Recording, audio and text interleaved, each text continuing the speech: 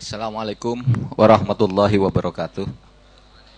Para alim ulama, para aktivis Partai Persatuan Pembangunan, dan para hadirin, baik peserta maupun pengamat, wartawan yang saya hormati. Kepada saya oleh panitia diminta berbicara tentang masa depan Indonesia kaitannya dengan kepemimpinan seperti yang tadi disampaikan oleh saudara Khairul Huda, oleh saudara moderator, di mana problem utama yang kita lihat sekarang ini di dalam kepemimpinan kita, leadership maksud saya, bukan hanya presiden, tetapi hampir semuanya gitu. Banyak pemimpin kita itu yang tidak tahu keadaan lapangan, atau tahu barangkali tetapi tidak mampu memberi harapan, memberi kenyamanan terhadap masyarakat. Sehingga sekarang ini para hadirin sekalian, ada yang mengatakan begini, salah satu persoalan besar kita sekarang ini, kita itu menghadapi penyakit disorientasi. Disorientasi itu artinya di mana kita itu tidak tahu kita ini sedang mau kemana dan dibawa kemana oleh para pemimpin kita ini. Itu namanya disorientasi. Jadi ada disorientasi leadership, ada disorientasi ideologi juga. Disorientasi ideologi. Lalu disorientasi ini kemudian menimbulkan distrust. Distrust itu artinya ketidakpercayaan. Ketidakpercayaan terhadap pemimpin. Coba setiap ada pemimpin ngomong, lalu rakyat tidak percaya, dibantah, diejek, gitu. Kebijakannya ditentang. Jadi disorientasi itu pada akhirnya menimbulkan distrust. Kepercayaan sekarang ini terjadi di mana-mana. Ketidakpercayaan itu. Nah, distrust ini kalau terus berlanjut, tidak segera di stop, menimbulkan disobey. Disobey itu perlawanan, pembangkangan secara nyata. Adalah sangat mengherankan bagi saya bagaimana bisa terjadi peristiwa seperti di Bima.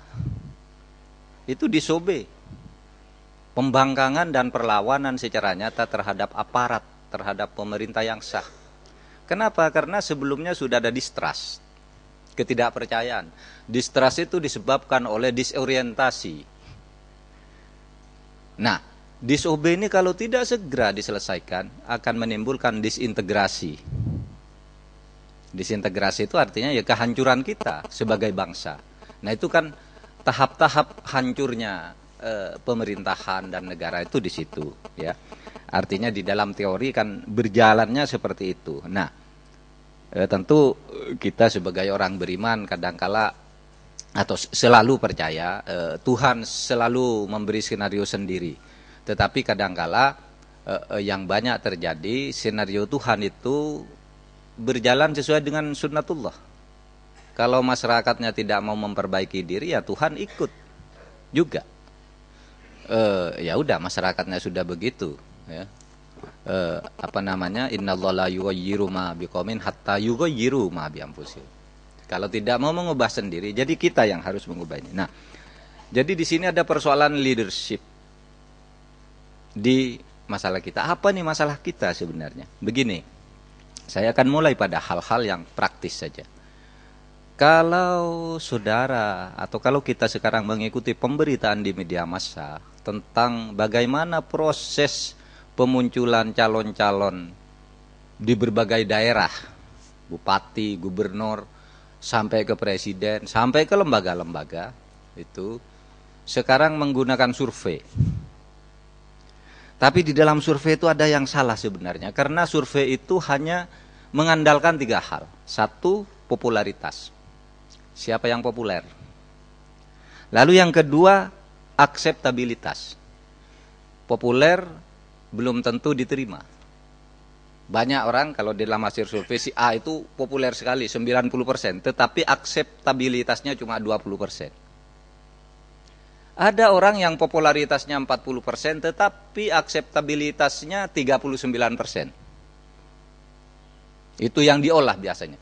Lalu popularitas, akseptabilitas, lalu yang ketiga elektabilitas. Kemungkinan terpilih. Nah, biasanya yang mempunyai akseptabilitas dan elektabilitas tinggi ini biasanya yang kemudian ditetapkan sebagai calon untuk kepala daerah, bupati, gubernur, wali kota. Sampai sekarang ini untuk pemilu presiden tahun 2014 itu sudah mulai muncul survei-survei popularitas, akseptabilitas, dan elektabilitas. Nah, saudara, selama ini kita selalu bekerja dengan 3 komponen ini. Dan biasanya siapa yang masuk di dalam survei itu memang dipilih oleh pemain-pemain itu. Ini aja yang dimasukkan. Ada orang populer tidak dimasukkan dulu. Sehingga masyarakat itu tidak punya akses untuk mencalonkan, untuk mengusulkan. Sehingga sekarang banyak sekali lembaga survei itu dibeli. Dibeli, kamu pasang ini tapi jangan pasang itu. Karena kalau ini muncul, dipasang ini kalah gitu. Itu sudah ada yang biasa ngatur begitu itu.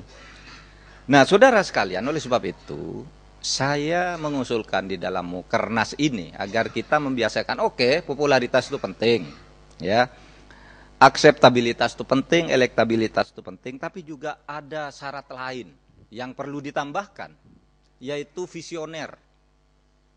Sebab ada orang bisa terpilih, diterima, tetapi visinya tidak jelas. Mau dibawa kemana bangsa ini? Itu tadi yang disebut oleh saudara Khairul Huda itu. Karena dia mengandalkan popularitas, visinya tidak jelas, gitu sehingga tidak tahu apa kebutuhan masyarakat. Sesudah terpilih, berlakulah dalil yang dikatakan oleh Plato dulu. Plato 2500 tahun yang lalu itu mengatakan, Anda jangan percaya pada demokrasi. Plato ini bapak demokrasi, perumus demokrasi itu yang kita kenal sekarang dari barat itu kan Plato, Socrates, Aristoteles.